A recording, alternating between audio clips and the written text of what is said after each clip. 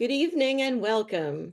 I'm Ann Toback, the CEO of the Workers Circle, and I'm thrilled to be welcoming everyone tonight to uncover a treasure trove that's been 125 years in the making, the Workmen's Circle Call Archive.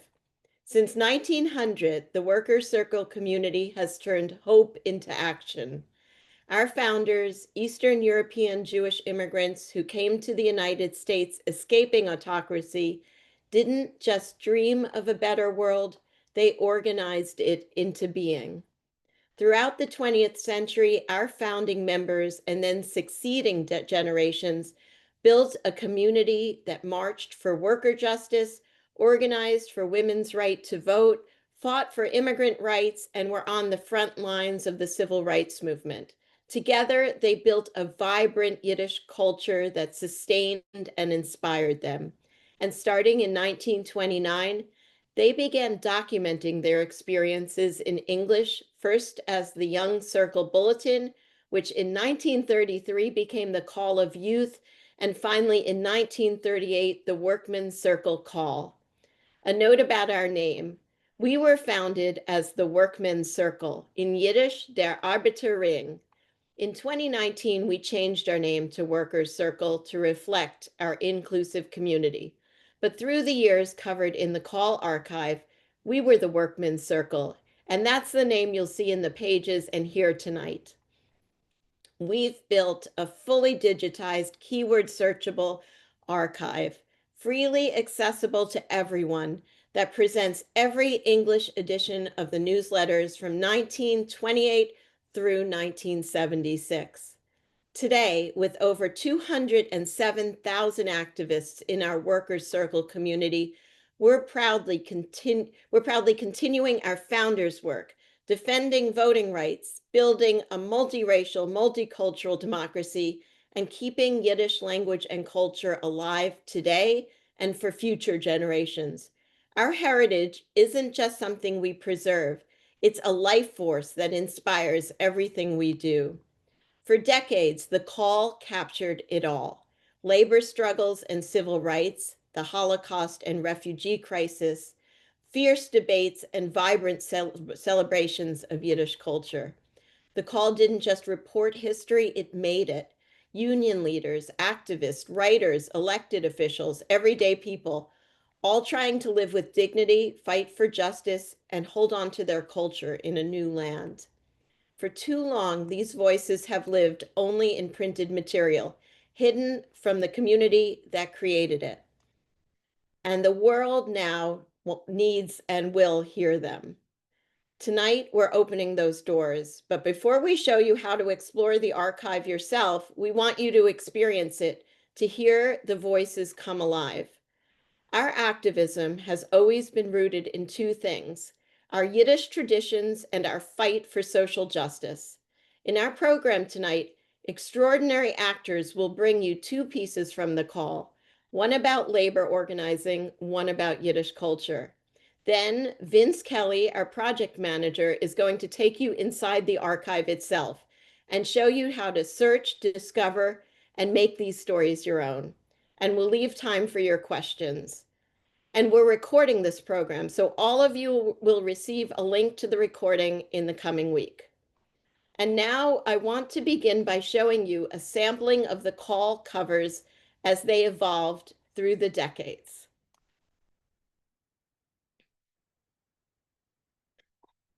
It started out as a typewritten bulletin in 1929. You can see how the typed covers with corrections and mistakes were front and center. Into the 1930s, when the Call starts to become more visual and designed. In the 40s, you see history highlighted, a report on the Warsaw Ghetto Uprising, raising money for the war effort, and the call to action in the civil rights movement.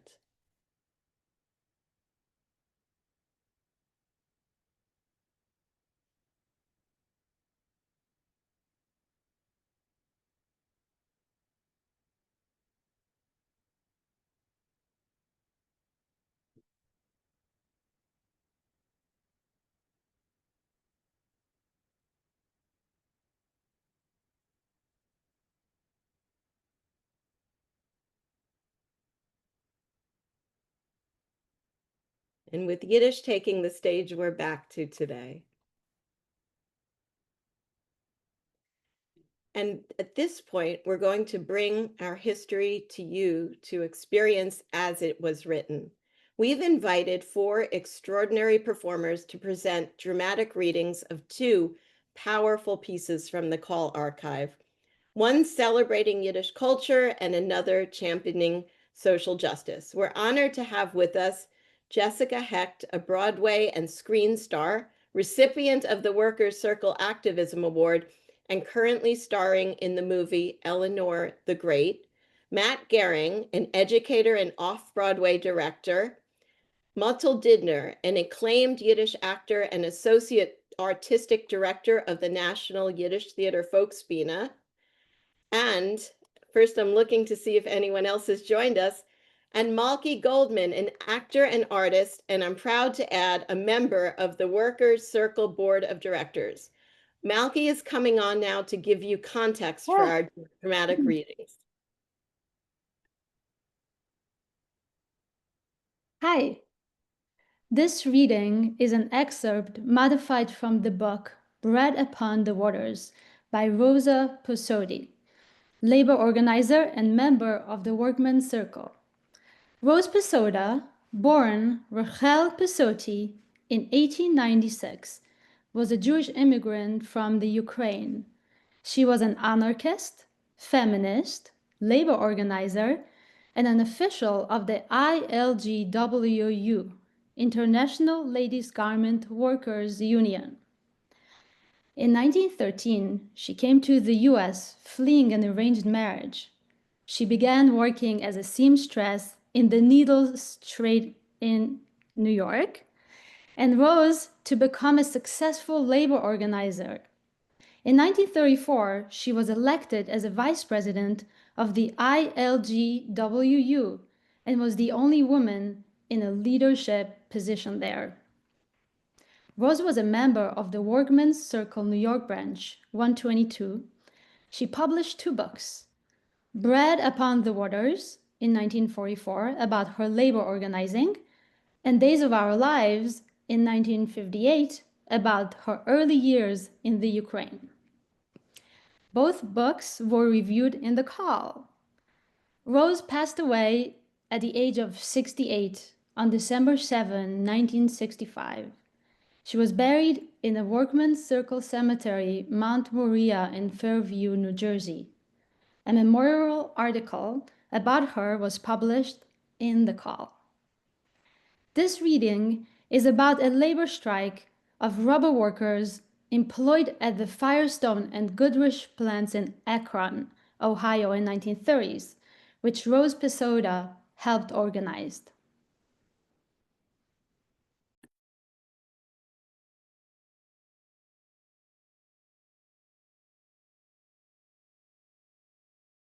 Good morning, everyone. Today I am taking you back to Akron, Ohio during a time of struggle, solidarity, and transformation. From my very first day in Akron, I saw that women would play a vital part in the strike and perhaps even be a decisive factor in the settlement.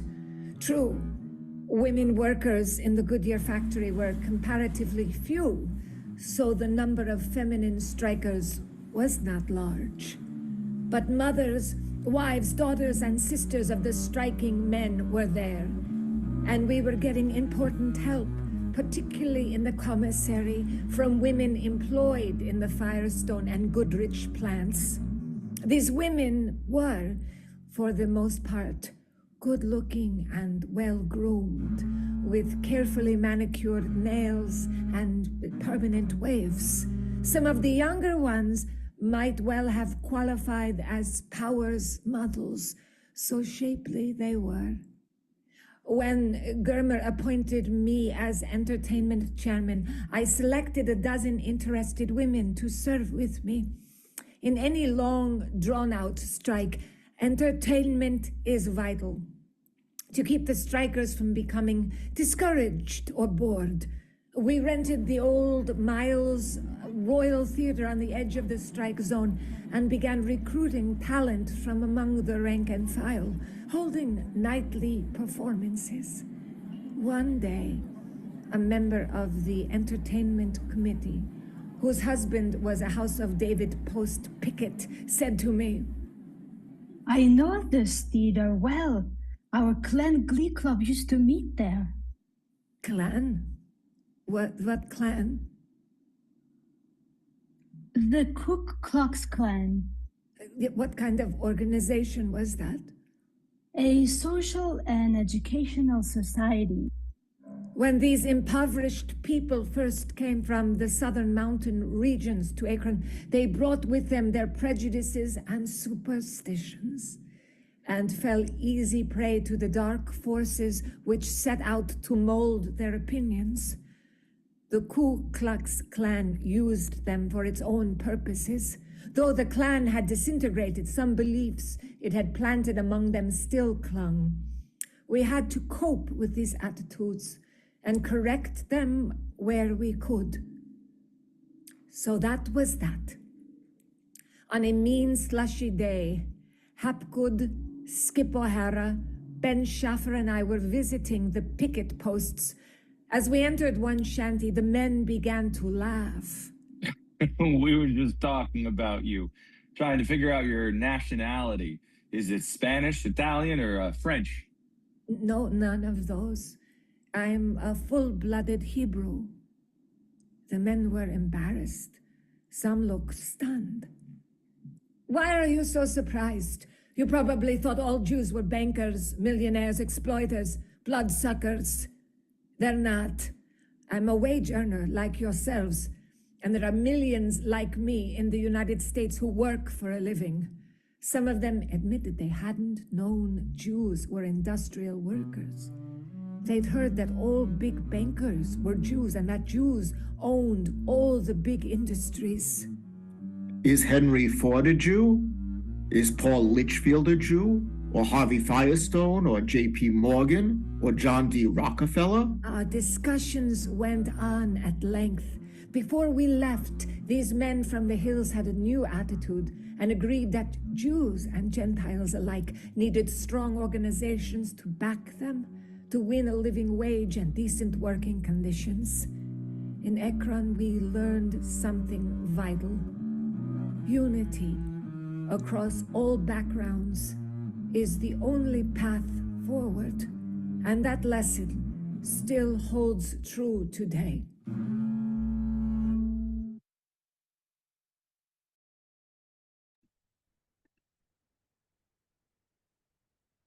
This second reading is an excerpt modified from the book Adventures of a Yiddish Lecturer by Abram Schulman, Polish immigrant, writer, and journalist who had many articles published in The Call. Abram Schulman was a Yiddish writer, journalist, and humorist. Born in 1913 in Warsaw, Abram left Poland for Australia in 1939. For 10 years, he worked there as a journalist until he left for Paris. In 1960, after living in Paris, he immigrated to the US. Abram worked at the Jewish Daily Forward and authored several books, including The Old Country, The Lost World of Eastern European Jews, Adventures of Yiddish Lecturer, and Case of Hotel Polski, and others. Abram was recruited by the General Secretary of the Workers Circle to be a paid lecturer to its Yiddish-speaking audience. In pursuit of this, he traveled the country speaking to groups of all sizes on subjects such as Yiddish literature, folklore, and Jewish humor. He also had many articles published in The Call, and several of his books were reviewed in The Call. This reading describes one serious lecture that Abram Schulman was giving to an audience at the Workmen's Circle branch. Let me tell you about the adventures of a Yiddish lecturer. I've had many experiences, but one stands out. The Dostoevsky lecture where no one came. Despite all the publicity and mailed invitations, the hall was practically empty. The chairman was there, the secretary, the treasurer with his little table by the door, but almost nobody to collect entrance fees from. It wasn't the weather. The subject usually drew crowds. Fyodor Mikhailovich Dostoevsky, his life and works. But tonight I faced a sea of empty chairs, like the epilogue of Ionesco's The Chairs. Oi. No. Hold up that ticket table. Nobody else is coming. Mr. Zimmering, there's another person in the building. Mrs. Seitenbeitel, she's in the library. Shall I tell her to come in? You ask if you should? Go there this minute. Bring her in.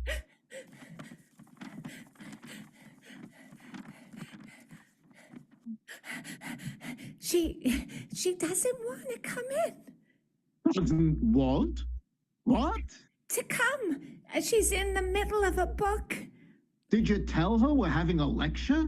Yes, Fyodor Mikhailovich Dostoevsky, his life and works. She wouldn't budge. What book is she reading? Collected stories of, Shalom Aleichem. Go tell her she can read after the lecture. We'll give her the book as a present. She must fulfill her duties as a member. Minutes later, a door burst open. Mrs. Seitenbeitel, a massive woman, was escorted in by both men, each gripping one of her elbows. She clutched her book and immediately sat down and opened it. Mr. Schulman, you may begin. And so I began, describing Dostoevsky's tortured characters, his exploration of guilt and redemption. But while I spoke of crime and punishment, Mrs. Seitenbeitel read her book. Every few seconds, she burst into laughter that grew louder with each page. I returned to my black hotel room in a black mood, lay in the black bed. Why did my wife pack black pajamas? And sank into black nightmares. It was 6 in the morning when the phone rang. Genosse Schulman. Yes? This is the chairman of last night's lecture. What happened? Nothing special. I just wanted to tell you that your lecture was a catastrophe. You wake me up at 6 in the morning to tell me this? You couldn't wait? I could, but I wanted to be first. And there you have the complete picture of a Yiddish lecturer's life, from Mrs. Seitenbeitel's unstoppable laughter drowning out Dostoevsky's darkness to 6 o'clock catastrophes, between Russian melancholy and hostile chairman, between too much audience and too little. We carry on, because somewhere between Dostoevsky's X and Shalom Aleichem's laughter, between the profound and the absurd, there's a story worth telling, even if the only person listening is too busy laughing to hear it, or calls at dawn to say it was a disaster.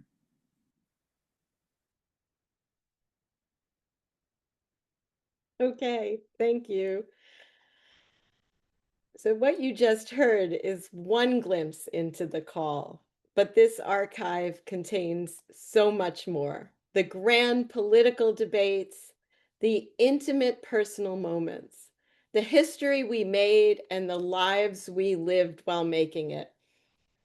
Because behind every march, every meeting, every cause, there were real people who missed home, who craved connection, who found each other, and who shared their stories in the call.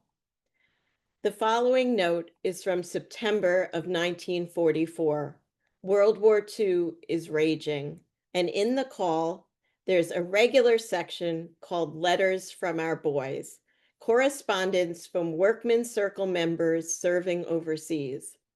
Here's a letter from Private Hyman L. Chasner, a Workmen's Circle member of Branch 301 in Clarinda, Iowa.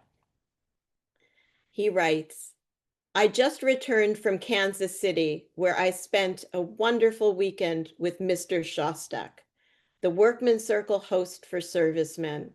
I didn't get to their home until midnight, but nevertheless, Mrs. Shostak had a nice plate of borscht and cream waiting for me. It's been a year since I ate any borscht, in fact, any Jewish food. The hospitality that followed is probably just repetition to you, but to me, it was like being at home again. A bowl of soup at midnight after a year without Jewish food, a Workmen's Circle family opening their home. That's in the archive too. That's the world we're opening up, where the fight for democracy lived alongside a plate of borscht that reminded a soldier he was still human. So if you've been wondering, how do I search for my family's branch? How do I find articles about a strike my grandparent was a part of? How do I track debates about Yiddish learning? A member of the team who helped make that possible is here with us tonight. I'm sorry, I'm seeing in the chat someone asking if it was Raymond Shostak, and that's exactly something we need to check in the call. I read to you the entirety of the letter, but you can absolutely search and see if there's more to be found. Vince Kelly, our project manager for the Call Archive, is here to take you behind the scenes and show you how this archive actually works. He'll reveal some of what the Call's informational treasures are, and he's going to give you the tools to start exploring on your own, to find your own bowls of borscht or chocolate cake.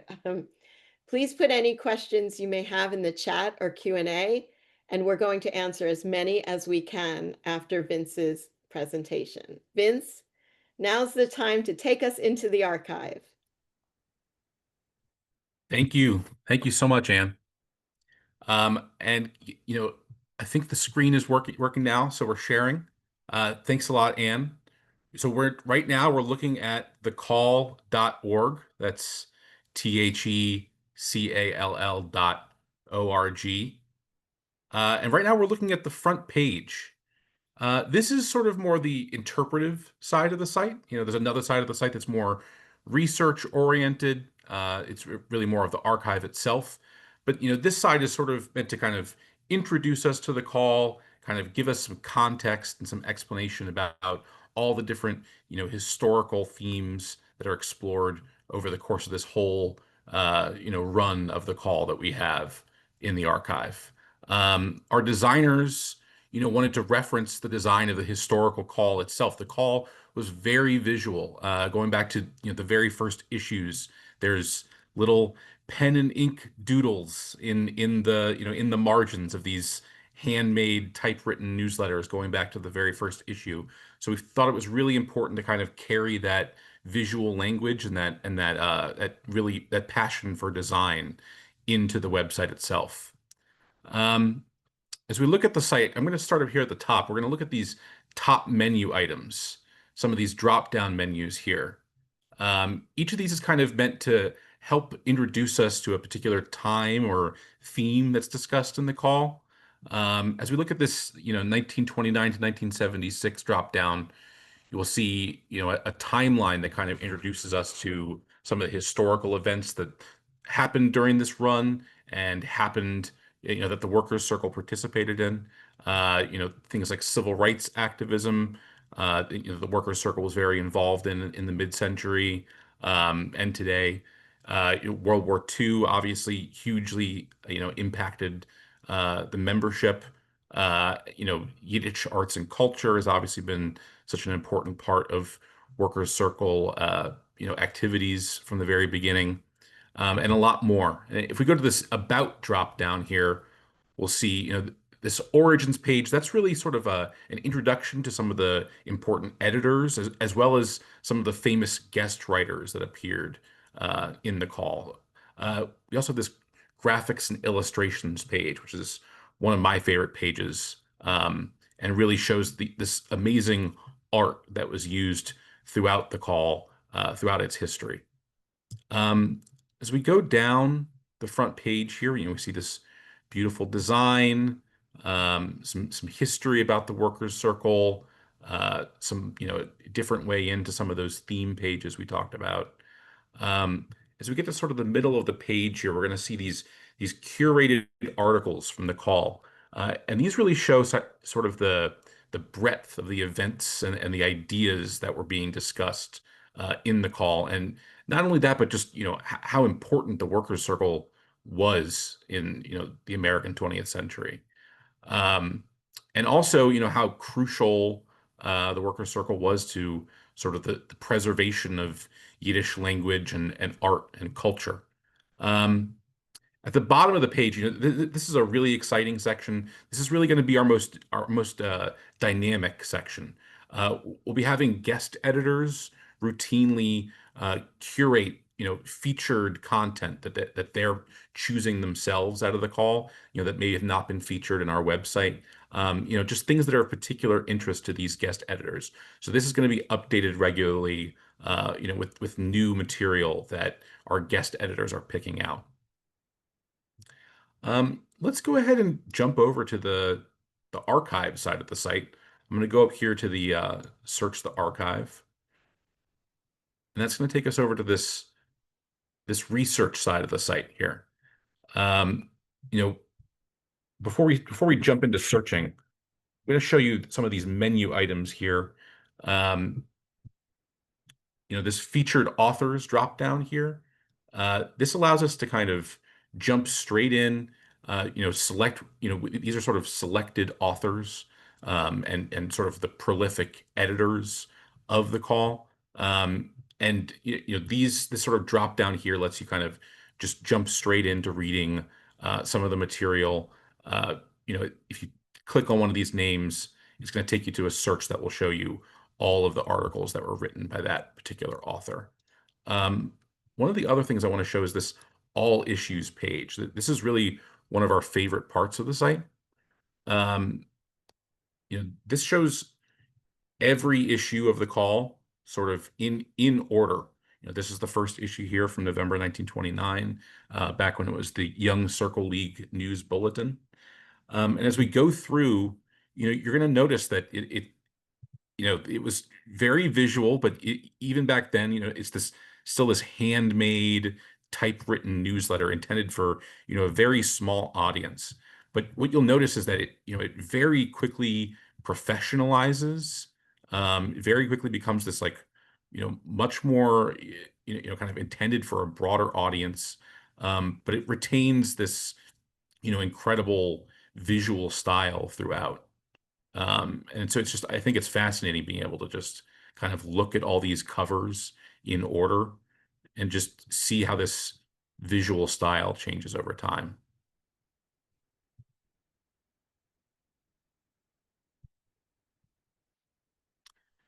Let's jump back to our landing page. The search bar here is going to work a lot like any other search engine you've ever used before. You can search names, you can search topics, you can search places, and that's going to execute a search that's going to search within the whole collection. And you'll see, wherever there's an article that mentions that name or that topic or that place, it's going to show up. From the beginning of this project, researching family history has kind of been one of the core, concerns that we've had. Kind of the genesis of this project was people who had family who had been in the Workers Circle in the past, wanted to know what their parents and grandparents have been up to. So, a great place to start with that is just a really simple name search. So I'm going to look up a name that we picked out of a hat. And so, let's say that my grandfather's name was Marvin Stellman. So I'm going to search for Marvin Stellman to spell it right.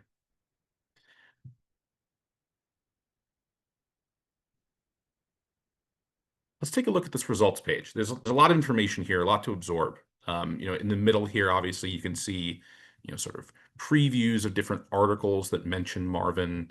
At the top, we can see there's, 229 different articles that mention Marvin Stellman. So he must have been pretty popular, I guess. And on the left, there's this one interesting tool I like over here is this bar graph. This shows the frequency at which the phrase Marvin Stellman appears over the course of the whole run of the call. So you can see here that, in 1949, there were 23 different articles that mentioned Marvin. Let's look at this top hit here. This is going to take us directly to a specific article in a specific issue that mentions Marvin. On the right here, you can see this scan of the original issue of the call from May 1956. And on the left, you can see the text, this sort of easier to read format of the same text from the scan document. We can make this text box, larger or smaller, depending on how we want to use it. We can also zoom in and out of the scan. We could see this photo of Marvin up close if we want. Or we could zoom out and sort of see the article in context with the rest of the issue. See what else was talked about in that issue. Let's try another search. We tried someone who was popular within the Workers Circle, but how about a historical figure? I'm going to try Martin Luther King.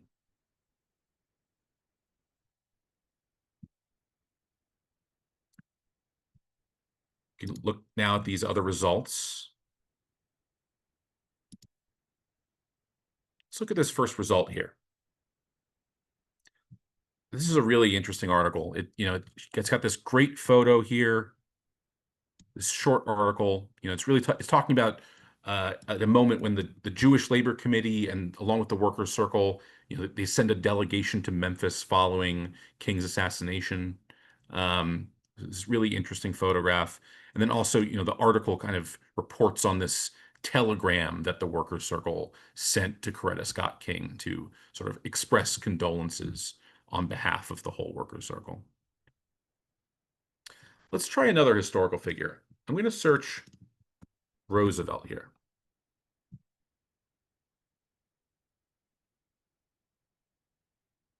But this time, I'm going to use some of these search limiters over here on the left side. I'm going to go to category and I'm going to select illustration. And this is going to show me only articles that also have illustrations. So if we go down here, we can see, that each of these articles, it mentions Roosevelt, but it's also going to have an illustration along with it. So let's look at this one. Whom shall progressive youth support in this election from October 1936? We get this really kind of neat caricature of FDR here. I think he looks a little scary. A great thing about this collection is seeing how the perception of certain political figures kind of changes over time. I think if we were to follow Roosevelt through the years, just in the call, we could probably see a real change in how he's depicted and discussed over the course of his entire political career. Let's go back to the landing page again. Let's search for something broader, like a topic or a theme or a concept. We could try Yiddish. As you might expect, we're going to get a lot of results. That's 1,997 results. So that's 1,997 different articles over the course of the call that reference Yiddish. We can go down, we can see sort of these, as we're looking at this part of this page here, as we go down, we're going to see, the title of the specific publication, the title of the publication, the call changed a little bit over time. So we'll see which specific title that was. We'll see the month and the year.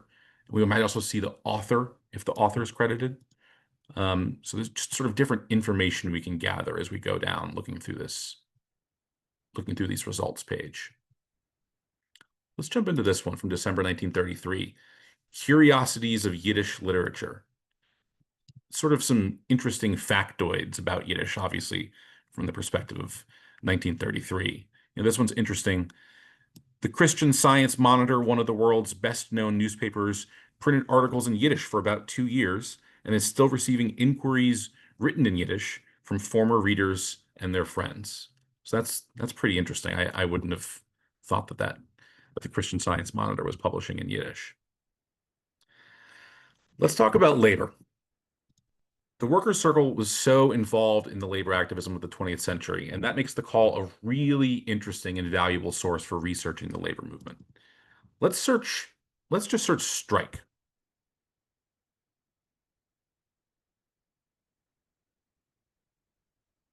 That's 506 results for strike. Now, that's a lot to start with. That's maybe too broad of a search, and it's too many results for me to go through if I'm trying to research something. So I'm going to try to make this a little bit more specific. I'm going to go back up to this search bar, and I'm going to add an "and" to this search, and I'm going to limit it to just strikes that were in California. So this is going to show me articles where both the word strike and California appear. So that's going to limit it down a lot more. It's going to be only 44 articles. It's still a lot of information, but it's much more manageable if I'm sort of coming at this from a researcher's perspective. Let's look at this. This is interesting. The Workers' Circle and California's striking farmers. This is interesting. In the finest and best traditions of the Workmen's Circle, the Vanguard Branch 1016, with the endorsement of the Southern California District Committee, has taken the lead in organizing the local Workmen's Circle branches to morally and materially aid the strike of the 1,500 agricultural workers on the DeGiorgio Farms Corporation near Bakersfield, California. That's really interesting. And I bet there's a lot more in here just about, not just Workers' Circle supporting strikers generally, but I think if we followed the through line here, we'd see a lot more about even just specifically supporting agricultural workers in Bakersfield. I think we could really find a lot in there. That's really one of kind of the topics that's covered really heavily throughout the call. Let's finish with something fun. Anne mentioned food. I've heard from Anne that she's been trying to use the archive, just looking up things about food a lot. So let's try something. Let's look up restaurant. See if we can find Anne a restaurant to go to. Now this time I'm going to use this limiter on the side again. I'm going to go down to category, but I'm only going to look at advertisements. So this is only going to show me articles within the call that use the word restaurant and that have been categorized as advertisements. We're also going to sort. Let's try sorting it. Let's do oldest first. So that's going to sort us from the oldest to the newest. So we can see, going back to 1937, the call was already, sort of popular enough, widely read enough that there were advertisements being published in it just for local businesses in New York. Let's go down here. This is a cool looking one. Gluckstern's Romanian Restaurant, advertising the call in April 1938. It's at 135 Delancey Street, which I think actually now is unfortunately a parking garage. So I don't know if we can go there, but still really interesting to see, this engagement that the local community had with the call. And I think from there, let's open it up to questions. Yes. So Vince, I think I'm being, yes, here I am. Yes, we're up to a Q&A, and let me see. I see Robert Schlossberg. Thank you for asking some great questions. You ask who wrote for the call. Were there full-time reporters, contributors? How large was the editorial staff? Vince, I know some of who wrote for the call. I mean, what we see are some of the iconic leaders of the Workmen's Circle. When you looked at the names, many of them were part of the leadership, and they were also in many instances writers of the Forward. The Workers' Circle and the Forward were so interconnected. We shared buildings until 2008. So what you see is a lot of the great writers of the time are also writing for the call. We also see so many guest writers, including we have senators who wrote. The Workmen's Circle was a very influential organization, and you really get the sense of it going through the call. I mean, if you just search for legislation, I was doing a search on refugee rights, immigration law. I came up with two references. One, a then New York senator, a senator from New York, urging Workmen's Circle members to support federal legislation that would open up immigration in the 1950s. Concurrently, in the same newsletter, I saw an article reporting on a Michigan senator who made a point to meet with the Workmen's Circle region in Michigan as he was proposing the same immigrant rights legislation. So it's really it's a buffet. The writers are varied, and of course they were active members. Some were Workmen's Circle staff. Vince, take it from here. What else can you add to this? I think you covered it. I mean, really, it starting out, it's obviously, a much more volunteer-oriented thing. You can really tell that it's intended for a very small audience of just, friends in this English-speaking branch in New York. But then very quickly it becomes basically, the primary English language national, organ of the Workers' Circle. And, because of that, there's many guest writers. There are professional staff. There are correspondents in different cities. So it really grows from this kind of tiny volunteer-oriented, kind of group of friends, seemingly, putting this together, probably just for fun.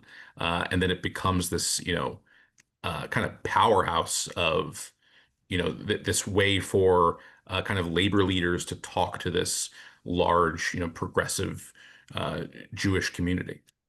Yeah, and note that the call was mailed to members. It was also sold in newsstands. So it really reached an enormous audience. I wanted to also mention, as if you take time and read, let's say, a year, which isn't impossible, of the call, especially in the 30s and 40s, you find these surprises. I'm gonna share one. Sinclair Lewis was involved in a back and forth. He was a member, and he got into an imbroglio. This is right, Vince. You saw this, and he got into a fight with members with fellow Workers' Circle members, and ultimately resigned from the organization in the pages of the call. Right. You find all sorts of surprises throughout. I see a former friend, Upton Sinclair. Um, also, I see a couple of people are asking about food, and I am a foodie, and I have had access to the call for months, and I've just been having such a wonderful time. Every time I look at the Workers' Circle, I'm able, I'm looking back on the call and searching for different topics. So yes, the reason I found that incredible, to me, incredible letter from the servicemen was I was looking up Borscht Belt. I wanted to know, what did the Workers' Circle have to say about the Borscht Belt? And then Borscht came up, and I find what to me was just such a touching moment that put me into this time in history. I've looked up chocolate, and I didn't find anything all that particular, except that the Workmen's Circle sent thousands of chocolate bars to servicemen during World War II. We donated millions of dollars to purchase ships. I mean, you saw that, perhaps you noticed the Vladik ship, which we commissioned. We commissioned Air Force bombers, millions of dollars. So I often look up like peculiar things or unique things like chocolate just to find out like these moments. And one of my favorites is many of you may know a board member, former president Bob Kaplan. Well, his grandfather was one of the founding members of the Workers Circle, and his father, when I looked up chocolate, writes in 1952 about having been raised in a workman's circle home and dragged to long meetings. And he would fall asleep with the other kids in the room, and he'd wake up and they'd give them chocolate as a reward. Or he talks about halava. So you don't necessarily find recipes, but you find certainly sweet memories. And but as an activist, I also, I'm constantly looking up civil rights references, labor references. There's so much that is inspiring and thoughtful, and the challenges that people encounter. So that is part of it. So the headquarters of the call was asked. I mean, we have all of the call archives in our New York headquarters, but the Workmen's Circle was headquartered on the Lower East Side for the majority of this time. But we had branches across the country, and you see contributions from across the country. I see here a relationship between the call and the New York call of the Socialist Party. I'm not sure. I don't think there was I don't think there was any direct relationship from the newsletter. But so I couldn't speak beyond that. I see it. Anne Morehouse asked, do we have information from Canada? I assume we do, but Vince, can you speak to that? We do. We actually had correspondence in Canada from very, very early on. So in places you might not even expect, I guess. But yes. Oh, and I think I was talking about Upton Sinclair. Did I say? I hope I did name him correctly. Danielle Gold asked, if I were to read just one issue of the call cover to cover, what would you recommend? I mean, I know I am just in love with like 1931. There's so much. It's a very young group writing, and you find things like theater reviews and commentary on the state or the trials of living in the United States then, which really are very similar to what we are experiencing today. The attempts to silence labor organizers, silence people who are speaking out for democracy, for immigrant rights. So I really, and then there's just sort of fun things. They're getting together for parties, and there's a little bit of camaraderie, and also you see there's some rivalries in the young Circle Bulletin. How about you, Vince? There's a lot. There's a lot of really interesting ones, and some are lighter and some are heavier. I would say one that's really interesting if you wanted to pick just one issue. The January 1942 issue is fascinating because the December 1941 issue had already been published before Pearl Harbor.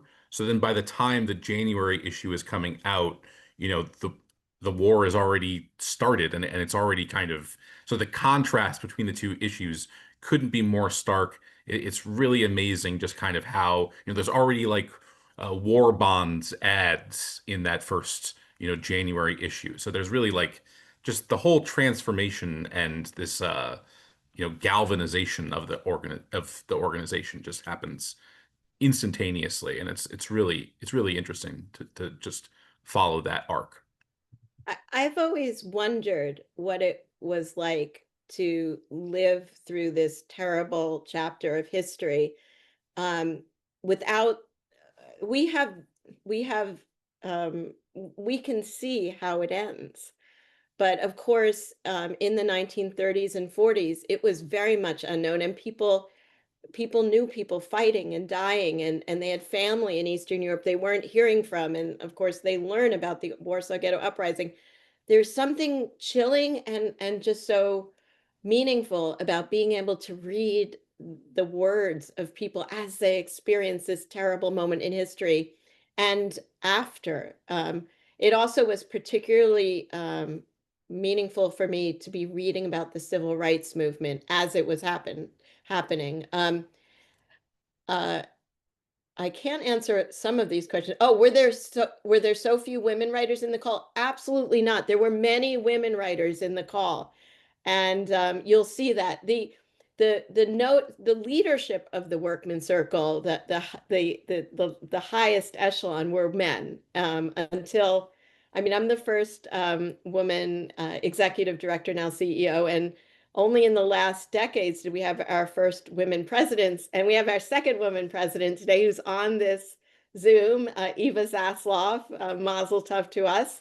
But there are so many women writers, and one of the articles I am really touched by is an article written by a young woman who was on the front lines in the civil rights movement, and I'm pretty sure we reference it in some of the themes. So if you go to civil rights, and she writes, for example, a firsthand narrative of being of doing voting rights in the South.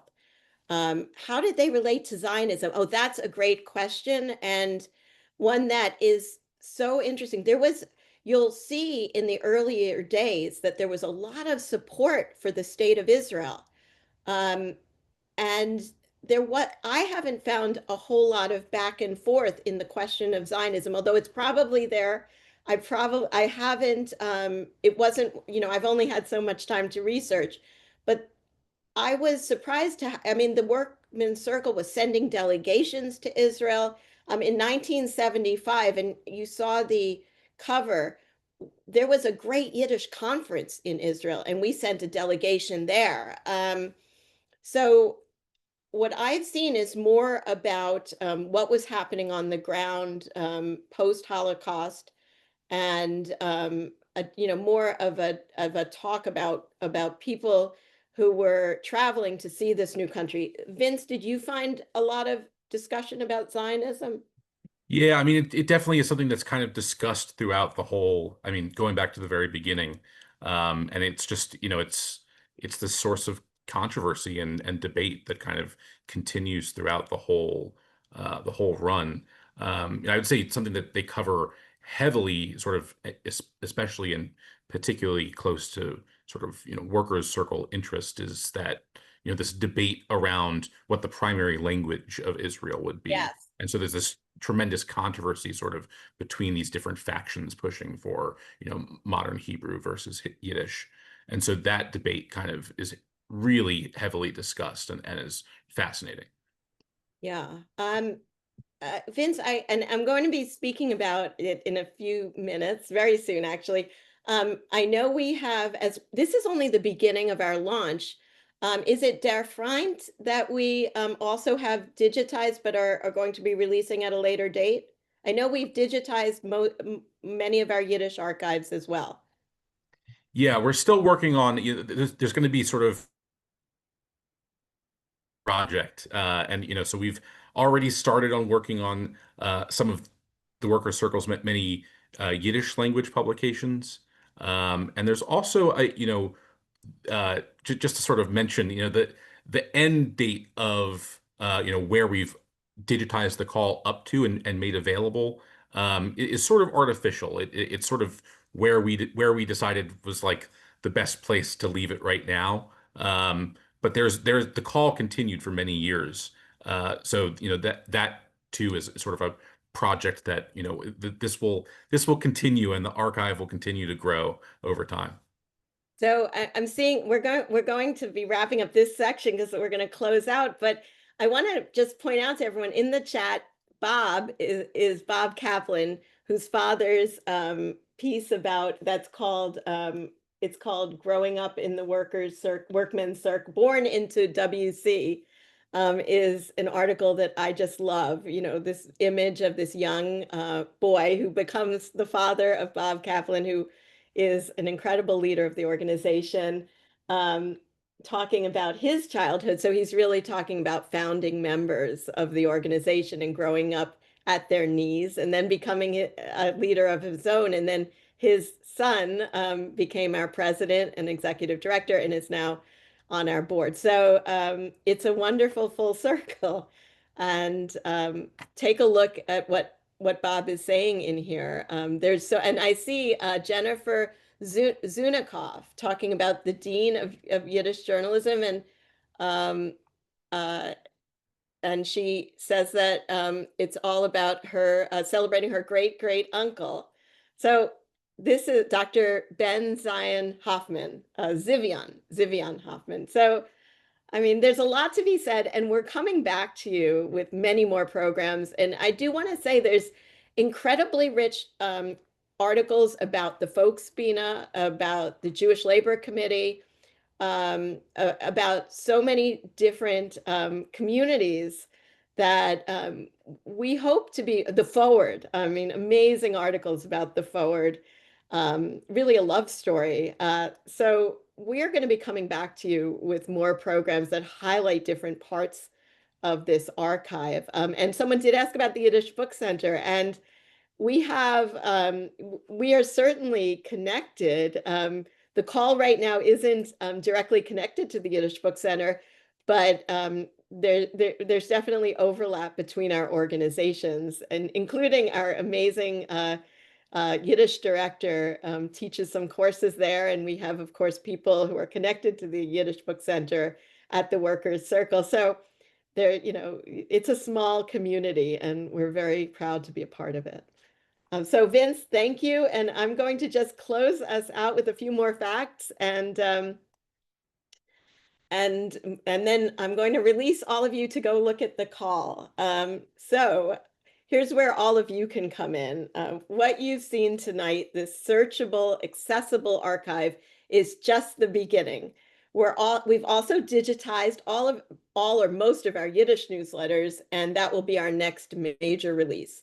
Beyond that, we're developing curated collections, editors' picks, deep dives into historic moments, tools to help you discover the hidden gems and make unexpected connections across decades.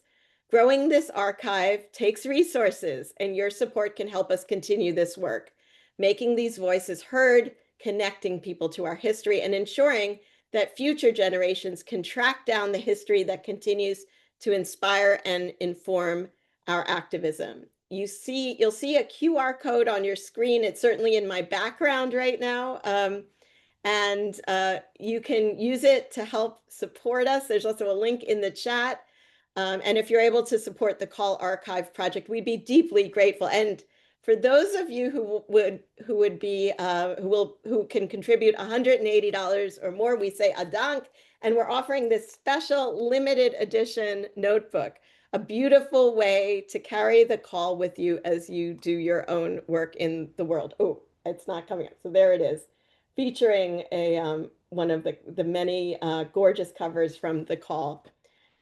So finally, before we close, I want to give thanks to Dr. Motl Didner, our board member and noted historian, who's been a wonderful resource to us throughout this project. And please join me, everyone, in giving special recognition and thanks to my colleague, Shelley Binder, our Director of Development, who has shepherded this project from beginning to end.